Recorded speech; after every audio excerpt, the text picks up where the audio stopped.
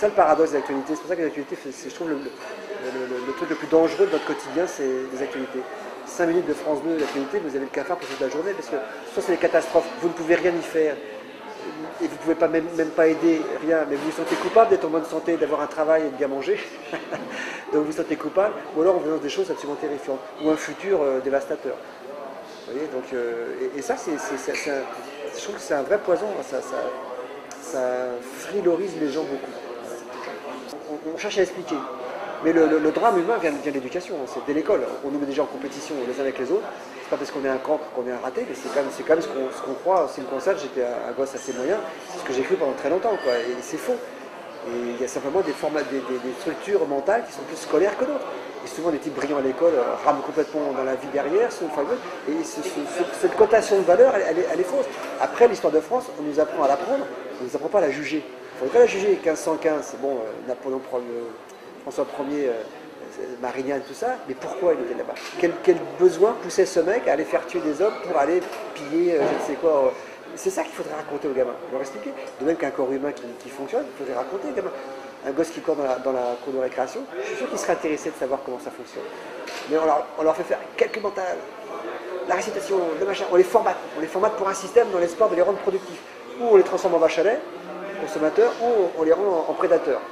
C'est-à-dire industriels. C'est vrai, les meilleurs deviennent des prédateurs. L'immense majorité devient des vaches à lait, des consommateurs. Tous les erreurs viennent là. Ouais, j'ai un petit gars, ouais. Je dis ça, j'arrive pas à l'éduquer mieux que tout le monde. Hein. C'est beau, il s'en fout complètement, il est dans ses jeux vidéo, machin, il lit pas un bouquin, c'est une catastrophe. Mais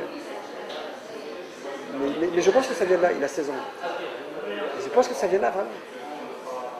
Tout est fait en gros pour que l'individu ne se rencontre pas dans une vie. Parce que s'il se rencontre, c'est terrible. Il développe un sens critique, il développe un jugement. Et alors là, il est ingouvernable. Donc que ce soit les religions, que ce soit les commerçants, que ce soit les politiques, ils n'ont aucun intérêt à ce que l'individu se trouve. Donc dès l'âge de 2 ans, l'enfant, en théorie et statistiquement, est devenu un consommateur. Si en plus on peut leur coller une religion dessus, c'est parfait. Vous voyez, moi j'étais chrétien, il a fallu que l'époque soit ce qu'elle est pour que je me débarrasse de cette religion, que je n'avais pas demandé. Pourquoi on baptise un enfant?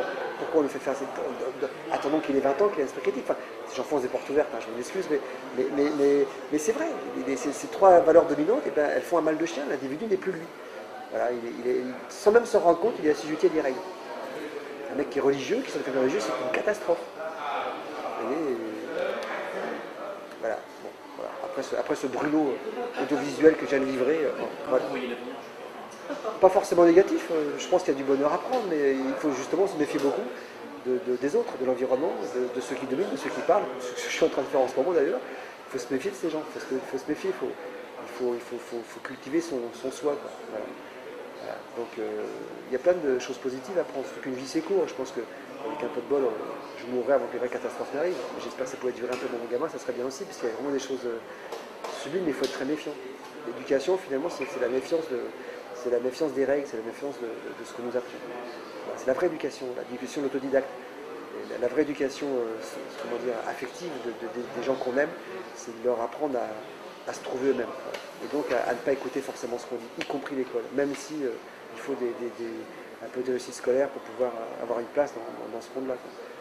Mais c'est plein de nuances, hein, mais toutes les tragédies qui existent aujourd'hui, ça commence à l'école, je suis absolument certain. Il y a un bouquin de Laborie qui s'appelle L'éloge de la fuite, parce qu'il y a eu ce cas qui a un manifeste sur le comportement humain qui est extraordinaire. J'avais découvert ça avec Gaspard Noé sur Réversible. Il m'avait dit tu devrais lire ce bouquin que j'avais lu. Et du coup j'ai lu toutes les œuvres de Laborie, dont un film avait été fait, d'ailleurs Mon oncle d'Amérique. Il raconte ça très très bien. Les bonnes nouvelles on les a jamais. Vous voyez, moi à titre personnel, je m'étais frité avec un mec de France 3 à la télé sur le vilain. On a parlé que de ça. Le mec m'a fait revenir 15 jours après pour refaire l'émission avec lui en direct après avoir vu le film. Personne n'en a parlé. Ils s'en foutent. Ce qui les intéresse, c'est que les mecs qui se cassent la gueule. C'est rigolo, hein. Et effectivement, les informations, c'est une mise en scène d'une drame permanente. Puis permanent, hein, quand vous avez le câble, vous avez les chaînes de câblé, LCI, machin, etc. C'est permanent. Vous installez pour peu que la télé marche en... Faites autre chose et elle tourne, mais vous sautez par la tête au bout d'1 heure. Ça fait 1 heure, c'est que des horreurs. Il n'y a pas de travail, il y a la maladie, la planète se détruit, guerre en Syrie, les images qui vont avec, c'est pas possible, quoi. Et en plus ils le font mais il n'y a pas de réaction. On voit autour des gens qui ne réagissent pas forcément par rapport à ça. Donc c'est un double sentiment de puissance. On reçoit l'information et on voit que personne ne fait rien. Comme un type qui dans la rue est par terre et personne ne l'aide. C'est ça les informations. Après, il y a deux, trois politiques qui viennent à la télé expliquer des trucs et ça fait toujours les mêmes depuis 40 ans, donc a priori, ils n'ont pas vraiment la solution non plus. Donc c'est très anxiogène. Le truc qu'on devrait interdire aux enfants, c'est ça, c'est les informations.